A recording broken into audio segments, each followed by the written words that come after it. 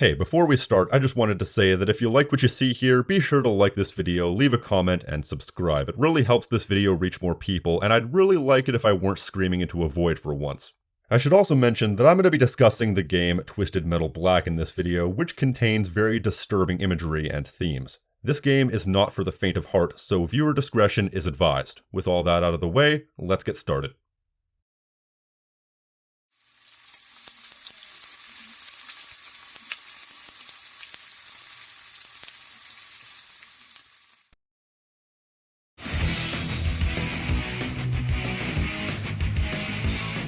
Twisted Metal is one of those franchises that passed me by for the most part. At its most relevant, I was barely old enough to hold a controller, let alone old enough to be playing games like this. So it's fitting that it wasn't until very recently that I got into the series. It's one of those things that really took me by surprise and hooked me instantly. In a short amount of time, I've basically binged the entire series. While some installments have been, shall we say, disappointing, this series as a whole really engrossed me. For those of you who are unfamiliar with this series, it's the progenitor of the car combat genre, getting its start all the way back in 1995, and it concerns the titular Twisted Metal tournament. A yearly demolition derby tournament held in locations all over LA and later the entire world, organized by an enigmatic figure named Calypso. The goal is to take out all the other cars, and the winner is the last person standing in the end, with the prize being the ability for Calypso to grant the winner one wish for anything their heart desires. But he's a monkey's paw style con man and will more often than not twist the winner's wish into something sinister and screw over the winner in some way.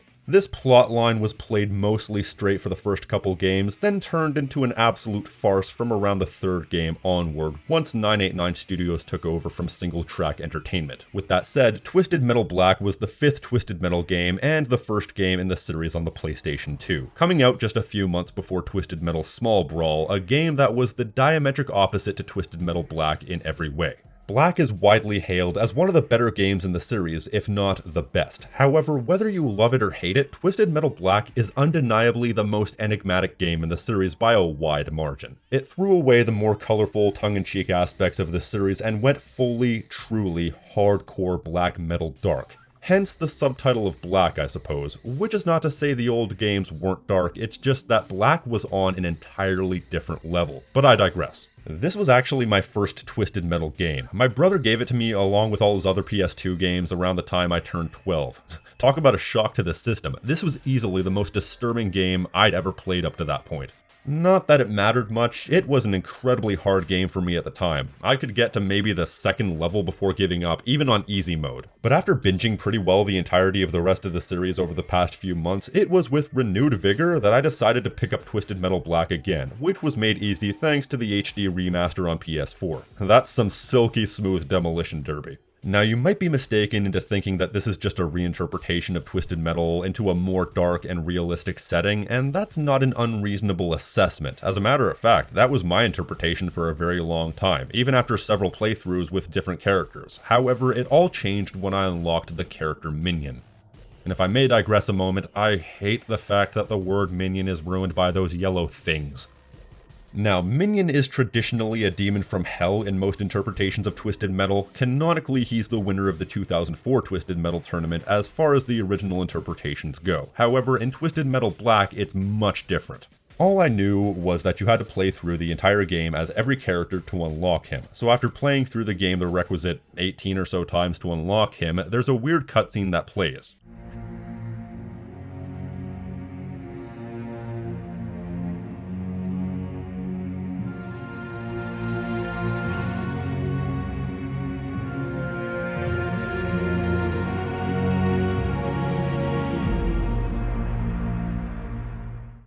I didn't know what any of this was supposed to mean, so I played through the game again one last time as Minion. Then, on the loading screens where you would normally get the inner monologues of the character you're playing as, getting their perspectives on the situation at hand, there was a whole bunch of numbers instead. I had no idea what any of this was supposed to mean, but something didn't seem right, so I went online to do a little bit of research, and as it turns out, each one of Minion's loading screen messages are coded messages as implied by the cinematic when you unlock him. He has secrets to tell you, but can you decipher them? How it goes is that if you exchange each number for its alphabetical equivalent, A equals 1, B equals 2, Z equals 26, etc., that will reveal these coded messages from Minion. Now that's not really amazing by itself, but the actual messages once deciphered puts this entire game into a new light for me and completely changes everything I thought I knew about Twisted Metal Black. Here are the messages. First of all, I do not think this is real. Then the second is, I must speak in code or he will discover me. After that is, we are all trapped in his head. Then the fourth is the most telling of all. This is how he sees the world, how Sweet Tooth sees his life. It is not real. After that is, all of us are trapped in his head. Followed by, I miss the old colorful world. Then, we will return to our old world one day. And finally, in the real world, my name is Marcus Kane. That may not mean much to you, but I assure you, this blew my mind when I started to understand everything that this meant, and I'm still trying to wrap my head around this. Hopefully by the end of this you will understand too.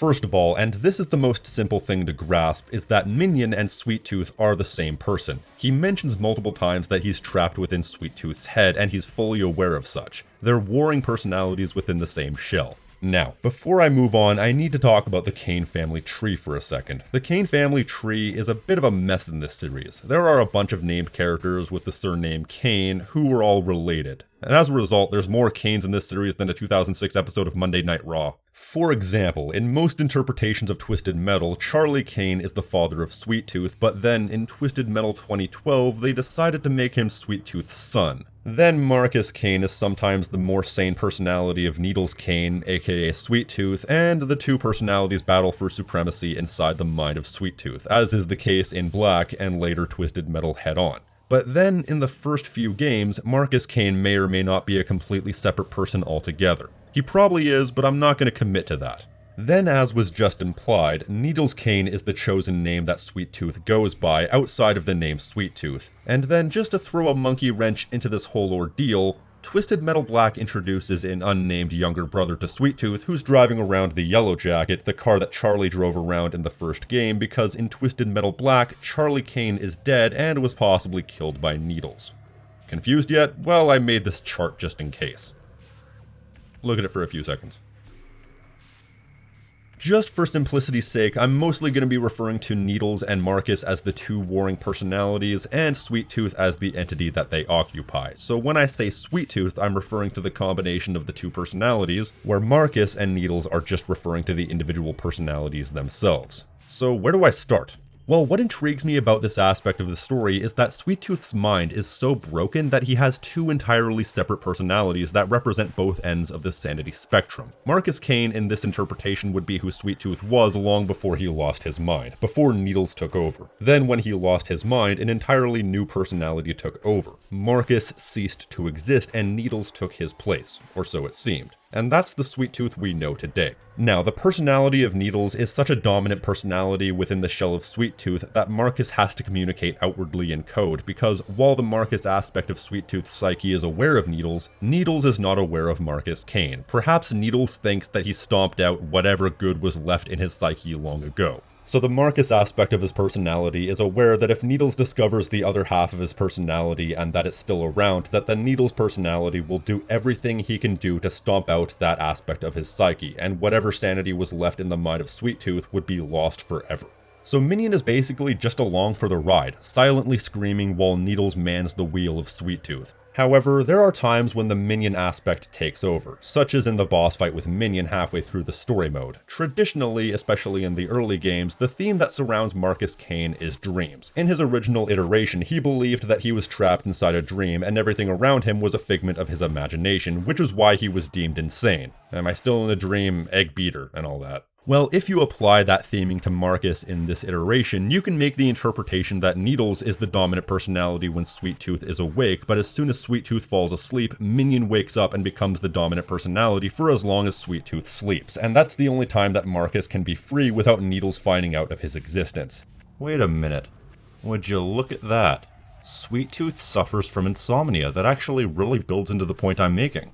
If this sounds wildly wacky and horribly unrealistic, then have you seen the series that this is a part of?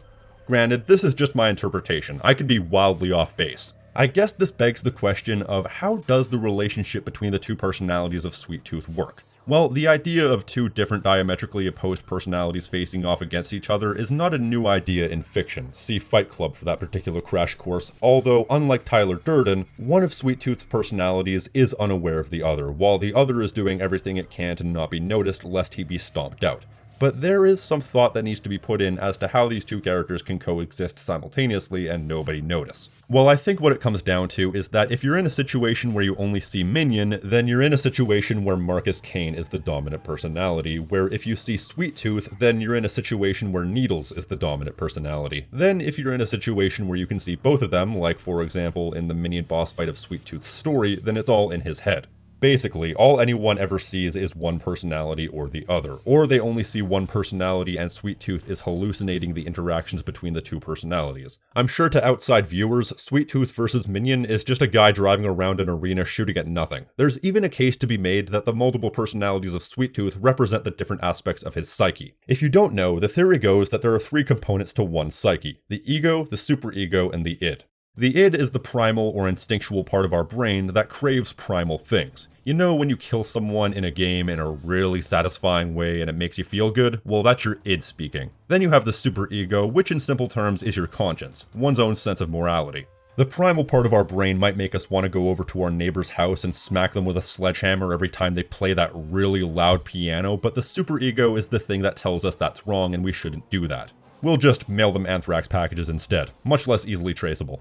Then finally, the ego is the component of the psyche that mediates between the wants and the desires of the id and the superego. Because these two aspects of our brain are going to be fighting all the time, you need some sort of referee in the middle to make sure that one gets prioritized over the other when the situation calls for it. Granted, this is all theoretical, but it plays into how I interpret the relationship between Marcus Kane and Needles Kane. What do I mean? Well, it's very clear that Needles Kane is a very, very impulsive, evil, psychotic person who operates entirely on some primal need to murder all those around him. An absolute lunatic who's beyond help, where Marcus Kane, aka Minion, is the rational, self-aware aspect of his personality that's in a constant struggle to survive against the power of the side of his personality that's a psychotic murderer. So what this tells me is that Needles Kane represents the id in Sweet Tooth's mind, where Marcus Kane represents the superego, aka one's own conscience. It's clear, however, that because these two aspects of his psyche are completely different personalities, that Sweet Tooth doesn't have an ego, which means that there's no referee between Sweet Tooth's primal instincts and his conscience, so his primal instincts have been allowed to run roughshod. He's a psychological lost cause because he's a being that runs entirely on a primal murderous instinct. Or perhaps there's an entirely different interpretation I could make. Perhaps the empty vessel of Sweet Tooth is the ego and Needles Kane is the id, with Marcus Kane representing the superego. The entire amalgamation of Sweet Tooth is the ego that's refereeing the warring sides of the id and the superego, but Sweet Tooth don't want no superego to have any power whatsoever, and so is letting the id run wild.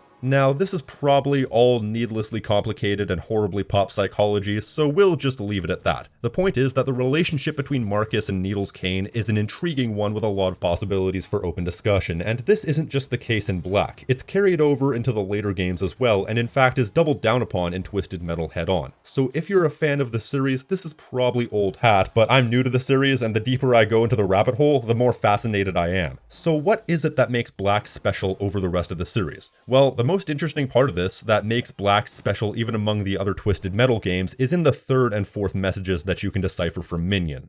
We are all trapped in his head, and this is how he sees the world, how Sweet Tooth sees his life. It is not real. You see, the reason why this blew my mind is that it makes it abundantly clear that this entire game is taking place from the perspective of Needles Kane. Not only that, but Marcus Kane seems to be directly addressing the player in these messages. That's the other theme that actually surrounds Marcus Kane in the earlier series, was the fact that he was partially self-aware. You see, he believed he was in a dream, with the ending being him waking up, but within the context of his world, it made him nuts. So within reason, we can say that Marcus Kane in the old games was self-aware of the fact that he was in a video game. Well, it seems they carried over that theme into Twisted Metal Black. This game came out in 2001, the same year as Metal Gear Solid 2. I guess 2001 was the year of the meta-narrative. He's not going as far as to say that he's a video game character and he wants you to turn off the game, but he is directly addressing the player and telling us all of these messages that correlate with the idea that none of this is real. This is all inside the head of Sweet Tooth. It's how he sees the world. I'm really trying to wrap my head around what this means and how to articulate it because it flips my entire perspective of the entire game on its head. The idea that everything we've played is a lie crafted and created by the diseased mind of the main character and we're just seeing the world through his eyes, that's fascinating. So when you're playing all these characters, you're not seeing what they're seeing, you're seeing what they're seeing put through the filter of what Sweet Tooth is seeing. That blows my mind on so many levels. How much of this is real and how much of it is crafted by the mind of Needles? That's what makes me think that this could very well be taking place within the timeline of the original games. This could be another run-of-the-mill Twisted Metal competition from everybody else's perspective, but everything looks so different, so wrong compared to what it should look like because to everyone else, it is just another run-of-the-mill Twisted Metal competition, but this is just how the Twisted Metal competition and how the world in general looks through the eyes of Needles Kane. How his mind twists the world into something sinister. But is that all there is to this? The very first message that Minion puts forth is, "I do not think this is real." That begs the question as to whether or not any of this is real at all. Is this just Sweet Tooth's view of the world around him, or is it just an elaborate hallucination while Sweet Tooth is in the clink?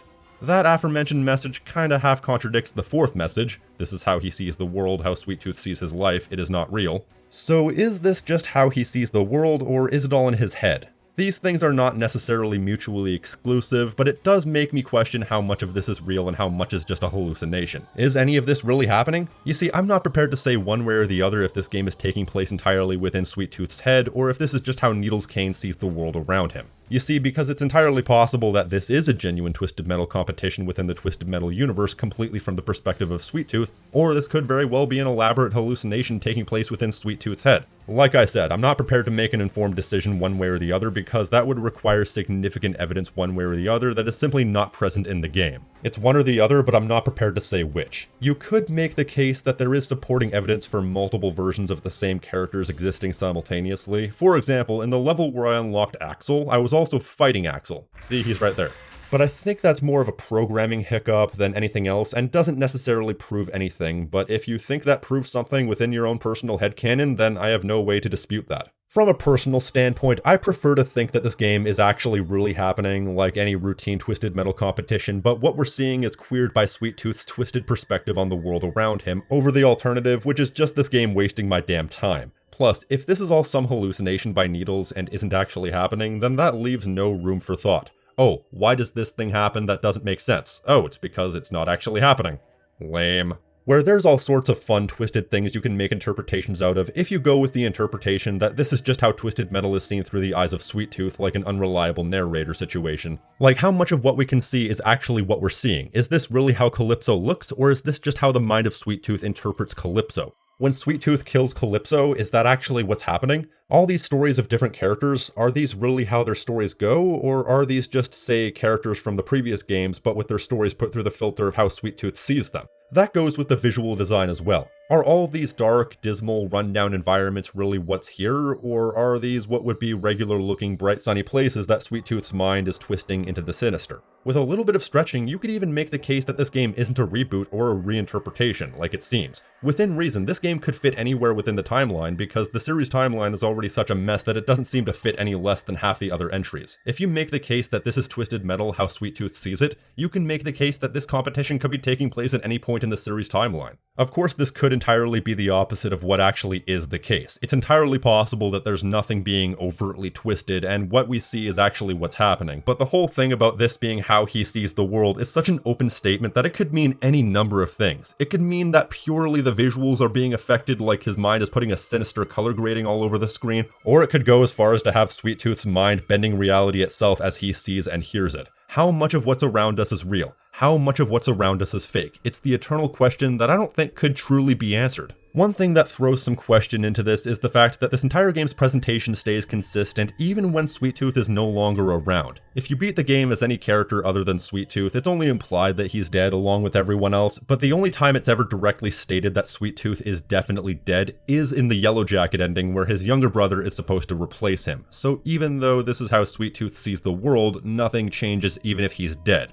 So what does that mean to the interpretation? Who knows? It could mean that his own death is a figment in his own mind, or it could mean that he's the omnipresent, unreliable narrator twisting the visuals, so even if he's dead, it's still showing the world how he saw it. There's no wrong answer here, and that's what I find so intriguing about Twisted Metal Black. On the surface, it seems like just another Twisted Metal game, if horribly dark and disturbing compared to the other ones, but this one character throws a monkey wrench into the whole operation and makes you reconsider everything about the game. Does it take place within Sweet Tooth's head? Is any of this real? What is the relationship between Minion and Sweet Tooth? I feel like you could write a book on all the different interpretations that you could possibly make about Twisted Metal Black. There's so many possibilities as to what all these things could mean, what they could represent, that I could spend hours analyzing it. And that's why I find the story of Twisted Metal Black so intriguing. It seems so standard at first, but with only a few coded messages, everything you think you knew about this game gets flipped on its head. A true masterwork of subversive storytelling.